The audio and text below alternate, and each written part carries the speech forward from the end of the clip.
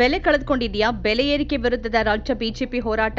ರಾಜ್ಯ ಬಿಜೆಪಿ ರಾಜ್ಯ ಸರ್ಕಾರದ ವಿರುದ್ಧ ಪ್ರತಿಭಟನೆ ಮಾಡ್ತಿದೆಯಾ ಅಥವಾ ರಾಜ್ಯದ ಜನರ ವಿರುದ್ಧವೇ ಪ್ರತಿಭಟನೆಗಿಳಿದಿದೆಯಾ? ಗ್ಯಾರಂಟಿಯಿಂದಲೇ ರಾಜ್ಯ ದಿವಾಳಿಯಾಗಿದೆ ಎನ್ನುವ ಬಿಜೆಪಿ ಗ್ಯಾರಂಟಿ ಜಾರಿಯಲ್ಲಿ ಸಮಸ್ಯೆ ಇದೆ ಅಂತಾನೂ ಯಾಕೆ ಹೇಳ್ತಾ ಇದೆ? ಪೆಟ್ರೋಲ್ ಡೀಸೆಲ್ ಬೆಲೆ ಏರಿಕೆಯಲ್ಲಿ ಮೋದಿ ಸರ್ಕಾರದ ನೀತಿ ಬಗ್ಗೆ ಬಿಜೆಪಿ ಮಾತಾಡ್ತಾನೇ ಇಲ್ಲ ಯಾಕೆ? ಮೋದಿ ಸರ್ಕಾರದಿಂದ ರಾಜ್ಯಕ್ಕೆ ಬರಬೇಕಾದ ತೆರಿಗೆ ಪಾಲಿನ ವಿಷಯದಲ್ಲಿ ಬಿಜೆಪಿ ಮೌನ ಯಾಕೆ? ಮೊದಲ ಬಾರಿಗೆ ವಿರೋಧ ಪಕ್ಷವಾಗಿ ಬಿಜೆಪಿ ಜನಪರವಾದ ವಿಷಯವನ್ನ ಎತ್ಕೊಂಡು ರಾಜ್ಯ ಸರ್ಕಾರದ ವಿರುದ್ಧ ಪ್ರತಿಭಟನೆಗಿಳಿದಿದೆ. ರಾಜ್ಯದಲ್ಲಿ ನೂತನ ಸರ್ಕಾರ ರಚನೆಯಾದ ದಿನದಿಂದ ಬಿಜೆಪಿ ಸೂಕ್ತ ನಾಯಕತ್ವದ ಕೊರತೆಯಿಂದ ವಿರೋಧ ಪಕ್ಷವಾಗಿ ವಿಫಲ ಆಗ್ತಾನೆ ಬಂದಿದ್ದು, ಬಿಜೆಪಿಯೊಳಗೆ ಯತ್ನಾಳ್ ನೇತೃತ್ವದ ಬಣ ಮುಸ್ಲಿಂ ವಿರೋಧಿ ಪ್ರತಿಭಟನೆಗಳ ಮೂಲಕ ಸುದ್ದಿಯಲ್ಲಿರೋಕೆ ಪ್ರಯತ್ನಿಸಿತ್ತು. ಅಭಿವೃದ್ಧಿ ರಾಜಕಾರಣದ ನಿರೀಕ್ಷೆಯಲ್ಲಿದ್ದ ಜನರ ನಡುವೆ ದ್ವೇಷ ರಾಜಕಾರಣವನ್ನ ಬಿತ್ತೋಕೆ ಹೊರಟು ಬಿಜೆಪಿಯ ಯತ್ನಾಳ್ ಬಣ ತೀವ್ರ ಮುಖಭಂಗ ಅನುಭವಿಸಿತ್ತು. ವಕ್ಫ್ ಹೆಸರಿನಲ್ಲಿ ಅದು ನಡೆಸಿದ ಪ್ರತಿಭಟನೆ ಬಿಜೆಪಿಗೆ ಯಾವ ರೀತಿಯಲ್ಲೂ ಲಾಭ ತಂದುಕೊಡ್ಲಿಲ್ಲ.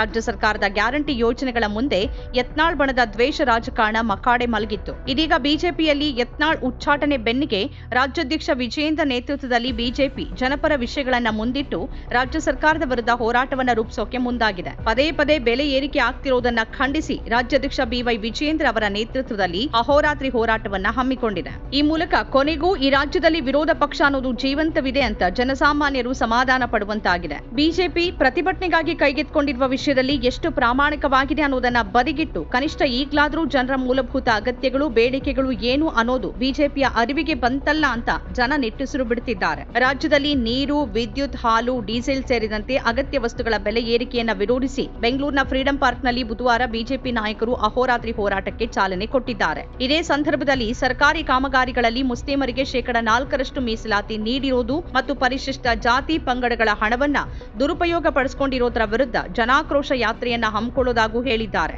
ಒಂದ್ ಕಡೆ ಗ್ಯಾರಂಟಿ ಯೋಜನೆಗಳಿಂದ ಸರ್ಕಾರ ದಿವಾಳಿಯಾಗಿದೆ ಅಂತ ಹೇಳ್ತಿರುವ ಬಿಜೆಪಿ ಅದನ್ನ ತುಂಬಿಸೋದಕ್ಕಾಗಿ ಸರ್ಕಾರ ಬೆಲೆ ಏರಿಕೆಗೆ ಇಳಿದಿದೆ ಅಂತ ಆರೋಪಿಸುತ್ತಿದೆ. ಇದೇ ಸಂದರ್ಭದಲ್ಲಿ ಗ್ಯಾರಂಟಿ ಯೋಜನೆಗಳು ಸರಿಯಾಗಿ ಅನುಷ್ಠಾನವಾಗ್ತಿಲ್ಲ ಅನ್ನೋ ತಕರಾರನ್ನು ಬಿಜೆಪಿ ತೆಗೆದಿದೆ. ಹಾಲಿನ ದರ ಏರಿಕೆ ಮಾಡಿದ್ದಾಯ್ತು, ಕಸ ಸಂಗ್ರಹದ ಮೇಲೆ ಸೆಸ್ ಹಾಕಿದ್ದಾಯ್ತು, ಇದೀಗ ಡೀಸೆಲ್ ಬೆಲೆ ಲೀಟರ್ಗೆ ₹2 ಏರಿಕೆ ಮಾಡಿದೆ ಅಂತ ಪ್ರತಿಪಕ್ಷ ನಾಯಕ ಆರ್ ಅಶೋಕ್ ಆರೋಪ ಮಾಡಿದ್ದಾರೆ. ಬಿಜೆಪಿಯ ಆರೋಪದಲ್ಲಿ ಹುರುಳಿಲ್ಲದೇ ಇಲ್ಲ.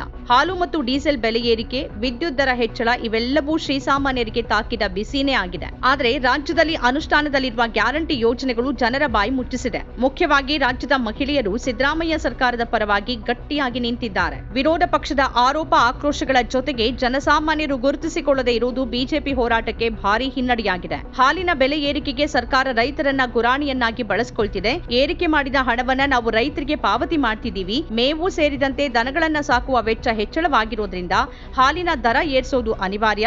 ರೈತರಿಗೆ ಹಣ ಪಾವತಿ ಮಾಡುವುದು ಬಿಜೆಪಿಗೆ ಇಷ್ಟವಿಲ್ಲ. ಬಿಜೆಪಿ ರೈತರ ವಿರೋಧಿ ಅಂತ ಕಾಂಗ್ರೆಸ್ ಸರ್ಕಾರ ಆರೋಪಿಸಿ ಬಿಜೆಪಿಯ ಪ್ರತಿಭಟನೆಯನ್ನ ಚಿವುಟ್ ಹಾಕೋಕೆ ಯತ್ನಿಸುತ್ತಿದೆ. ಕಾಂಗ್ರೆಸ್ನ ಮಾತುಗಳನ್ನ ಪೂರ್ಣ ಪ್ರಮಾಣದಲ್ಲಿ ಒಪ್ಪೋಕೆ ಸಾಧ್ಯವಿಲ್ಲ. ಹೈನೋದ್ಯಮದ ವೆಚ್ಚ ಏರೋಕೆ ಕೇವಲ ಮೇವಿನ ಬೆಲೆ ಏರಿಕೆಯಷ್ಟೇ ಕಾರಣ ಅಲ್ಲ. ರೈತರ ಮೇಲೆ ಜಾನುವಾರು ಮಾರಾಟ ನಿಷೇಧ ಕಾಯ್ದೆಯನ್ನ ಹೇರಿದ ದಿನದಿಂದ ಗೋ ಸಾಕಾಣೆಯ ವೆಚ್ಚ ಇದ್ದಕ್ಕಿದ್ದಂತೆ ದುಬಾರಿಯಾಯಿತು. ಅನುಪಯುಕ್ತ ದನಗಳನ್ನ ಮೇವು ಹಾಕಿ ಸಾಕುವ ಹೊರೆ ರೈತರ ಹೆಗಲ ಮೇಲೆ ಬಿತ್ತು. ತಾವೇ ಸಾಕಿದ ಗೋವುಗಳನ್ನ ಮಾರಾಟ ಮಾಡುವ ಅಧಿಕಾರ ರೈತರಿಂದ ಕಿತ್ಕೊಳ್ಳಲಾಯಿತು. ಬೆಲೆ ಬಾಳುವ ಅನುಪಯುಕ್ತ ಹಸುಗಳನ್ನ ಉಚಿತವಾಗಿ ಗೋಶಾಲೆಗಳಿಗೆ ನೀಡಬೇಕಾದ ಸ್ಥಿತಿ ನಿರ್ಮಾಣ ಆಯಿತು. ಈ ಹಸುಗಳನ್ನ ಮಾರಿದ್ದೇ ಆದ್ರೆ ಅದರಿಂದ ರೈತರಿಗೆ ಬಹಳಷ್ಟು ಲಾಭಗಳಿದ್ವು. ಅಷ್ಟೇ ಅಲ್ಲ, ಈ ಅನುಪಯುಕ್ತ ಗೋವುಗಳನ್ನ ಸಾಕೋದಕ್ಕಾಗಿ ಸರ್ಕಾರ ಅನಗತ್ಯ ಅನುದಾನಗಳನ್ನ ಗೋಶಾಲೆಗಳಿಗೆ ಬಿಡುಗಡೆ ಮಾಡ್ತಿದೆ. ನಿಜಕ್ಕೂ ಈ ಅನುದಾನ ರೈತರಿಗೆ ಸೇರ್ಬೇಕಾಗಿತ್ತು. ಅಧಿಕಾರಕ್ಕೆ ಬಂದಾಕ್ಷಣ ಈ ಕಾಯ್ದೆಯನ್ನ ಹಿಂತೆಗೆಯುವ ಭರವಸೆಯನ್ನ ಕಾಂಗ್ರೆಸ್ ಸರ್ಕಾರ ನೀಡಿತ್ತು. ಈ ಕಾಯ್ದೆ ಹಿಂತೆಗೆದು ರೈತರಿಗೆ ತಮ್ಮ ಜಾನುವಾರುಗಳನ್ನ ಮಾರಾಟ ಮಾಡುವ ಹಕ್ಕನ್ನ ಮರಳಿಸೋದಲ್ಲದೆ ಗೋಶಾಲೆಗಳಿಗೆ ನೀಡುವ ಅನುದಾನವನ್ನ ಈ ರೈತರಿಗೆ ನೀಡಿದ್ದೇ ಆದ್ರೆ ಸಾಕಾಣೆಯ ವೆಚ್ಚದಲ್ಲಿ ಇಳಿಕೆಯಾಗುತ್ತೆ. ಇದೇ ಸಂದರ್ಭದಲ್ಲಿ ಈ ಕಾಯ್ದೆಯನ್ನ ಜಾರಿಗೆ ತಂದಿರೋದು ಬಿಜೆಪಿ ಸರ್ಕಾರ. ಹಾಲಿನ ಬೆಲೆ ಏರಿಕೆಯ ಬಗ್ಗೆ ಹುಯಿಲೆಬ್ಬಿಸುವ ಬಿಜೆಪಿ ನಾಯಕರು ಈ ಬೆಲೆ ಏರಿಕೆಯಲ್ಲಿ ತನ್ನ ಪಾತ್ರ ಎಷ್ಟು ಅನ್ನೋದರ ಬಗ್ಗೆನೂ ಆತ್ಮವಿಮರ್ಶೆ ಮಾಡಿಕೊಳ್ಬೇಕು. ತೆರಿಗೆ ಹೆಚ್ಚಳದ ಕಾರಣದಿಂದ ರಾಜ್ಯದಲ್ಲಿ ಡೀಸೆಲ್ ಬೆಲೆ ಏರಿಕೆ ಆಗಿದೆ. ಆದರೆ ಡೀಸೆಲ್, ಪೆಟ್ರೋಲ್ ಬೆಲೆ ಏರಿಕೆಗೆ ಸಂಬಂಧಪಟ್ಟಂತೆ ಕೇಂದ್ರ ಸರ್ಕಾರ ಜನರಿಗೆ ಬಗೆದ ದ್ರೋಹದ ಬಗ್ಗೆ ಯಾಕೆ ಬಿಜೆಪಿ ನಾಯಕರು ಮೌನವಾಗಿದ್ರು ಅನ್ನೋ ಪ್ರಶ್ನೆಯನ್ನು ಕಾಂಗ್ರೆಸ್ ಕೇಳ್ತಾ ಇದೆ. ಅಂತಾರಾಷ್ಟ್ರೀಯ ಮಟ್ಟದಲ್ಲಿ ಕಚ್ಚಾ ತೈಲದ ಬೆಲೆಗೆ ಅನುಸಾರವಾಗಿ ಏರಿಕೆ ಮತ್ತು ಇಳಿಕೆ ಆಗತ್ತೆ ಎಂದ ಸರ್ಕಾರ ಅಂತಾರಾಷ್ಟ್ರೀಯ ಬೆಲೆ ಇಳಿಕೆಯಾದಾಗ ಬೆಲೆ ಇಳಿಸೋಕೆ ಮುಂದಾಗ್ಲೇ ಇಲ್ಲ. ಕೇಂದ್ರದ ಈ ದ್ವಂದ್ವ ನಿಲುವಿನ ಬಗ್ಗೆ ಬಿಜೆಪಿ ನಾಯಕರ ಮೌನವನ್ನೇ ಅವರಿಗೆ ತಿರುಗುಬಾಣವಾಗಿ ರಾಜ್ಯ ಸರ್ಕಾರ ಬಳಸುತ್ತಿದೆ. ಆರೋಗ್ಯ ವಿಮೆಯನ್ನೂ ಬಿಡದೆ ಜನರ ಮೂಲಭೂತ ಅಗತ್ಯಗಳ ಮೇಲೆಲ್ಲ ಜಿಎಸ್ಟಿಯನ್ನ ಹೇರ್ತಾ ಬದುಕನ್ನ ದುಬಾರಿ ಮಾಡಿದ ಕೇಂದ್ರ ಸರ್ಕಾರದ ನೀತಿಗಳಿಗೆ ಏರಿಕೆಗೆ ಪರೋಕ್ಷ ಬೆಂಬಲ ನೀಡ್ತಾ ರಾಜ್ಯ ಸರ್ಕಾರದ ಬೆಲೆ ಏರಿಕೆ ನೀತಿ ವಿರುದ್ಧ ಹೋರಾಟ ನಡೆಸಿದ್ರೆ ಅದು ಯಶಸ್ವಿಯಾಗುತ್ತಾ? ಇಷ್ಟಕ್ಕೂ ಬೆಲೆ ಏರಿಕೆಯ ನಡುವೇನೂ ಜನಸಾಮಾನ್ಯರಿಗೆ ಕಾಂಗ್ರೆಸ್ ಸರ್ಕಾರ ನೀಡ್ತಿರುವ ಗ್ಯಾರಂಟಿ ಕೊಡುಗೆ ಮಧ್ಯಮ ವರ್ಗದ, ಅದರಲ್ಲೂ ಮಹಿಳಾ ವರ್ಗದ ಬದುಕಿನ ಮೇಲೆ ಧನಾತ್ಮಕ ಪರಿಣಾಮವನ್ನ ಬೀರಿದೆ. ಗ್ಯಾರಂಟಿ ಯೋಜನೆಗಳಿಂದ ಸರ್ಕಾರ ಆರ್ಥಿಕ ಬಿಕ್ಕಟ್ಟನ್ನ ಎದುರಿಸುತ್ತಿದೆ ಅನ್ನೋದು ನಿಜ. ಆದ್ರೆ ಬಿಜೆಪಿ ಅಧಿಕಾರಾವಧಿಯಲ್ಲಿ ಯಾವುದೇ ಗ್ಯಾರಂಟಿ ಯೋಜನೆಗಳನ್ನ ಜನತೆಗೆ ನೀಡಿರಲಿಲ್ಲ.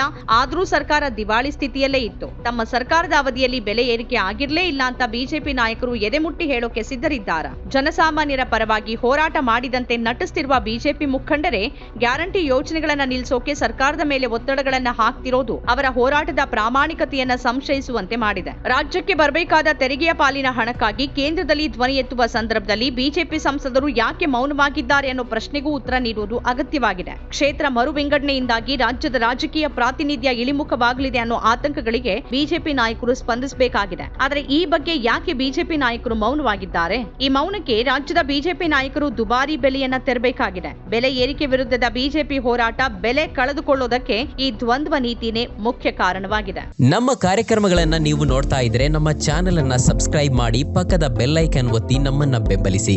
ಹಾಗೆ ನಮ್ಮ ಕಾರ್ಯಕ್ರಮಗಳನ್ನ ಲೈಕ್ ಮಾಡಿ, ಕಮೆಂಟ್ ಮಾಡಿ, ಅದನ್ನ ಬೇರೆಯವರಿಗೂ ವಾಟ್ಸ್ಆಪ್ ಮೂಲಕ ಶೇರ್ ಮಾಡಿ. ನೀವು ಹೀಗೆ ಮಾಡಿದಾಗ ನಮ್ಮ ಚಾನೆಲ್ ಮತ್ತಷ್ಟು ಜನರಿಗೆ ತಲುಪಲು ನೀವು ನಮ್ಮೊಂದಿಗೆ ಸಹಕರಿಸಿದ ಹಾಗಾಗುತ್ತೆ. ಇದು ನೀವು ಯಾವುದೇ ಖರ್ಚಿಲ್ಲದೆ ಕೆಲವೇ ಸೆಕೆಂಡುಗಳಲ್ಲಿ ನೀಡಬಹುದಾದ ಸಹಕಾರ. ಧನ್ಯವಾದಗಳು.